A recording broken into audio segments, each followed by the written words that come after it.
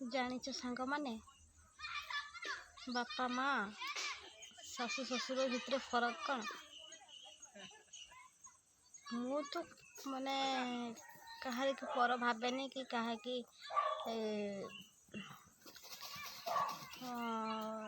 ମାନେ ସମସ୍ତେ ହିଁ ନିଜର। ପର ବୋଲି କହିବାକୁ ଗଲେନି, ଗୋଟେ ଝିଅ ଯେତେବେଳେ ତା ବାପା ମାଆକୁ ଛାଡ଼ି ଶାଶୁଘରକୁ ଯାଏ, ସେତେବେଳେ ସେ ବାପା ମା ବଦଳରେ ଶାଶୁ ଶ୍ୱଶୁରକୁ ପାଇଥାଏ ବାପା ମା ରୂପରେ, ଆଉ ଭାଇ ବଦଳରେ ଦିଅର ପାଇଥାଏ, ଭଉଣୀ ବଦଳରେ ନଣନ୍ଦ ପାଇଥାଏ। ଏମିତି ସମୟ ଦେଖ, ମୋ ସ୍ୱାମୀଙ୍କ ଦେହ ଖରାପ ହେଇଥିଲା, ମୁଁ ତ କହିଥିଲି। ମୋ ସ୍ୱାମୀଙ୍କ ଦେହ ଖରାପ ହେବା ଶୁଣି ମୋ ଶାଶୁ ଶ୍ୱଶୁର ଆସିଥିଲେ ଦେଖିବା ପାଇଁ। ଯାହା ତାଙ୍କ ସକ୍ଷମ ଘେନିକି ତାଙ୍କ ପୁଅ ପାଇଁ ସେ ଆଣିଥିଲେ ଫଳମୂଳ, ଦେହ ଅସୁସ୍ଥ ଅଛି ବୋଲି ଜାଣି ଆସିଲେ, ଦେଖିଲେ, ଯାହା ଦେବା କଥା ଦେଲେ। ପୁଅଙ୍କୁ ଡାକିଲେ ଯେ ଚା ମୋ ସାଙ୍ଗରେ ମୁଁ ନେଇଯିବି, ତ ଟ୍ରିଟମେଣ୍ଟ ସେଠି କରିବି, ଆଉ ତୁ ସୁସ୍ଥ ହେଲା ପରେ ଯାଇକି ଏଠିକି ଆସିବୁ। ଏଠି ମୁଁ ଆଉ କ'ଣ କହିବି କୁହ? କିନ୍ତୁ ଏଠି ଭୁଲିଗଲେ ବୋହୂର କଥା।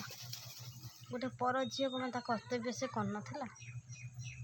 ତମେ ଏତେ ଦୂରରୁ ଦୌଡ଼ି ଆସିଲ ପୁଅକୁ ଦେଖିବା ପାଇଁ। ଯଦି ତା ପାଖରେ ଆଜି ତା ସ୍ତ୍ରୀ ନଥାଇଥାନ୍ତା, ତମେ କ'ଣ ଆଜି ତମ ପୁଅକୁ ଦେଖି ପାରିଥାନ୍ତ? କୁହ।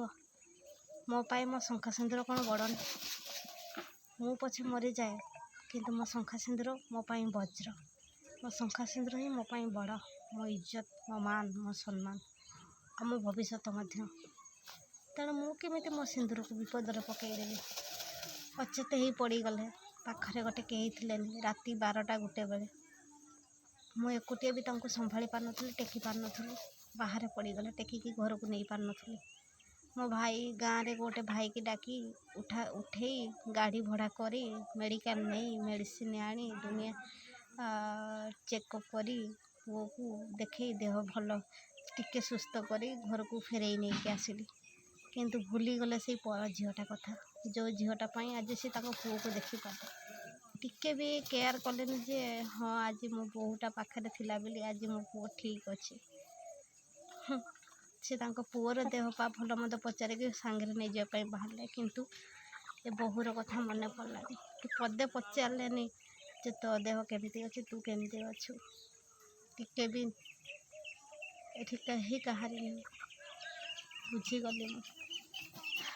ମୋ ବାପା ମା ଯେତେବେଳେ ତାଙ୍କ ଦେହ ଖରାପ ହେଲା ଶୁଣିଲେ, ସେ ମୋ ଦେହ କଥା ଛାଡ଼ିକି ଆଗେ ପର ପୁଅର ଦେହ କଥା ଚିନ୍ତା କଲେ। କିନ୍ତୁ ଗୋଟେ